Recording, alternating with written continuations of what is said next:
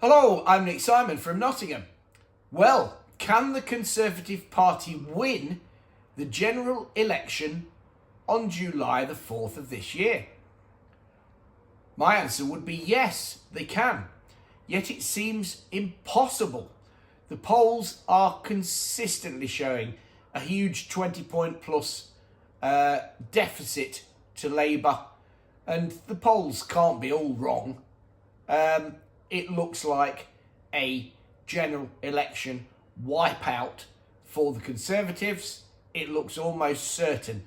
And to me, the blame for this, the responsibility for the position that the Conservative Party finds itself in, is entirely with Rishi Sunak. Rishi Sunak came to power in a very deceitful, undemocratic way. Nobody voted for him. He'd been plotting against Boris Johnson for 12 months prior to Boris Johnson being removed from office. Rishi Sunak is desperately unpopular. He's toxic. And the thing is, I'm no massive fan of Boris Johnson. I like him. I think a lot of people like his personality. But I wasn't keen on the net zero, nut zero green agenda that he wanted to ram down everybody's throat. I think Boris Johnson made mistakes. But look, if we were going into a general election now with Boris Johnson as Prime Minister, we would be heading for a general election victory, because there's no way that Keir Starmer could beat somebody as popular as Boris Johnson. But Keir Starmer can beat the toxic and incredibly unpopular Rishi Sunak. Rishi Sunak has put the Conservatives in the position that they're in. It's entirely Rishi Sunak's responsibility. You can't keep harking back to Boris Johnson and Liz Truss and trying to blame them. Rishi Sunak has made this happen. The situation that the Conservatives are in is entirely the fault of Rishi Sunak. And also, he's been deceptive, he's been irresponsible with his stupid knee-jerk reaction to hold a general election on July the 4th. Now, I'd studied this and I'd come up with the most responsible and most certain general election date, and a lot of people have been looking into it, and the date was November the 21st, which is a Thursday. Why? Well, you can't have a general election in the summer because there's a summer parliamentary recess. You get into September and October. In October, you're in the party conference season. Conservatives, Labour and the others, they have the party conferences in early October. You're not going to have a general election clashing with your party conferences. So you head into November. On November the 5th is the American general election. I expect Donald Trump to win fairly comfortably. But you can't have a general election in the UK at the same time or very close to the time that the Americans are having their general election. So, and then going after November, you're into December and the pre-Christmas. People don't want a general election. It's a kiss of death for any government to call a general election close to Christmas. People don't want it. They've got other things on their mind. So the general election dates that were feasible, to my mind, were November the 14th and November the 21st. And because the general elections in the UK are always on a Thursday, or traditionally they seem to be on a Thursday, so I was saying Thursday, November the 21st. I believe Professor John Curtis predicted the 14th or the 21st.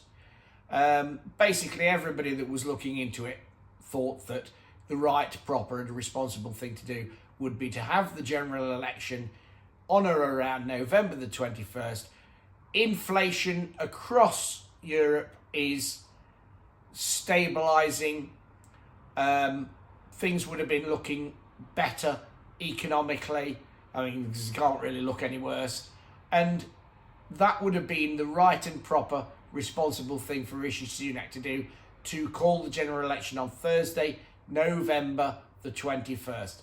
But instead, he knee-jerk reacted. I believe he reacted and called an early general election because he didn't think he was going to last till November the 21st. But still, what an awful way to reach a decision. Totally irresponsible, knee-jerk reaction, and basically he's deceived everybody in a way that he often does. I find him a very deceptive creature. I've got no time for him, to be honest. I don't trust him. I don't believe a word he says. I've got no respect for him. He's got no credibility in my eyes. But yeah, you know, he repeatedly said the working assumption is that we'll have a general election in the second half of 2024. Well, the second half by 4 days. I mean, he knows full well that saying the second half of the year was giving people the impression that it would be after the summer, and a responsible date would have been November the 21st. Instead, he pulls this deception 4 days into the second half of the year that he calls a general election, and it looks like the Conservative Party are going to get absolutely obliterated because, unlike Boris Johnson, the leader Rishi Sunak is desperately unpopular and he's toxic and nobody's going to vote for him. But I digress. What we were talking about is, can the Conservatives win, even with Rishi Sunak, win the general election on July the 4th? I believe they can, and here's how. What Rishi Sunak needs to say to the general public is, if you will vote for me, if you will give me your mandate, if you will give me a working majority, on day one of the new government, I will repeal the Human Rights Act and I will put in place the articles of leaving the European Convention on Human Rights, leaving the ECHR on day one. Now, leaving the ECHR takes 6 months. So if he delivered on that promise and he did it on day one, we would be out of the ECHR in January 2025. So January 2025, suddenly we're outside the ECHR and we've repealed the Human Rights Act. This would mean that there would be no further impediment to us deporting illegal immigrants to Rwanda, to countries of origin, or to another safe country that we've, by that time, decided could be an alternative to Rwanda. And I believe there's several alternatives to Rwanda. But Rwanda is a safe country, and we would be able to deport illegal migrants to Rwanda. And that would be the ultimate deterrent, and it would stop the boats from crossing, and we would regain control of our borders. And we've seen it working, because it's been working in Northern Ireland. In Northern Ireland, illegal immigrants are going across from Northern Ireland into the Republic of Ireland, because they're saying, if you're in Northern Ireland, which is in the UK, they're going to send you to Rwanda. And I don't want to go to Rwanda, so I'm going into the Republic of Ireland, which is not in the UK, because they don't want to go to Rwanda. Now, I'm sorry to be stating the obvious, but we must drill down on this. You've got to put yourself in the situation that they're in. If you, for example, were coming from, just throwing as an example, Afghanistan, you'd left Afghanistan, which tends to be a war-torn country. There's a lot of strife there. There's a lot of problems with quality of life, and many people want to leave Afghanistan to come to the UK. So you've left your home country of Afghanistan. You've worked your way across the east. You've got into Europe. In Europe, you've gone through several safe and perfectly nice, reasonable countries. You've got into France, which again is a very large country. You've worked your way all the way up to that North Sea coast of France, because you're prepared to risk your life in a dinghy crossing the world's busiest shipping lane and pay an absolute fortune to an illegal people trafficker just to get into Britain. You're prepared to do all that to get into Britain. You are not going to pay that people trafficker, and you are not going to get in that dinghy if you are aware that there's a chance that if you're seeing people in a similar position to yourself in the UK, they're getting there and then straight away they're being sent to Rwanda. You are not going to pay the people trafficker. You are not going to risk your life in that small boat if you think that as soon as you get to the UK, you'll be sent out to Rwanda because they don't want to go to Rwanda. Why? The answer is that if the alternative is they're going to get to the UK and they're going to be sent straight away to Rwanda, or they stay in France, they'll stay in France. France may have a different language. Many people from Afghanistan, as an example, speak English.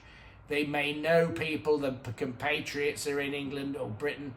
They're able to get work legally or illegally. They're probably able to get accommodation. We have a very good welfare state. But they will just stay in France, which is a safe country in Europe, where they can get similar benefits. They'll probably get housing. It's not the country of choice. But there's no way that they're going to pay a people trafficking smuggler all that money and risk their life to come to the UK only to be sent to Rwanda. And the way that that would have to be demonstrated to them is for them to see flights going out to Rwanda with people like themselves that have come all the way across from somewhere like Afghanistan, got here illegally, and they've been sent to Rwanda. Because the thing is, these guys coming in, and they're mainly men and they're mainly economic migrants, you can't blame them for wanting a better life for themselves, but they are illegal. They're putting their own and other people's lives at risk going across the channel. They're throwing their passports into the sea. They're throwing their mobile phones into the sea, only to get to the UK, get put in a hotel and be given a new mobile phone. So the boats would stop if we were sending people consistently out to Rwanda to be relocated there. But we can't send people to Rwanda because the British lawyers use the articles of the Human Rights Act to interfere with the deportations, and the judges, who apparently they're not qualified judges, but the judges in the European Convention on Human Rights are stopping us sending people out to Rwanda. So basically, we can't deport illegals to Rwanda until we leave the ECHR, until we repeal the Human Rights Act. So, if Rishi Sunak was to promise to put on the manifesto that he would repeal the Human Rights Act and leave the ECHR, I believe that millions of people like me, the Brexiteers, the 17.4 million, who are currently either going to stay at home, vote probably Reform, vote probably UKIP, vote SDP, probably won't vote Labour, because as a Brexiteer you're not likely to vote for a party that wants to take you back in. Thousands, hundreds of thousands, millions of people like me would switch back to the Conservatives, because millions of Brexiteers particularly, but millions of people are desperate for the UK to reclaim control of its borders. So I have a simple message for Rishi Sunak. I've said this again and again and again. I said it on GB News, but they chose not to broadcast it. I've said this again and again for the last 2 years. Rishi Sunak, leave the ECHR or leave number 10. Rishi Sunak, leave the ECHR or leave number 10. It is up to you. But you need to show some courage.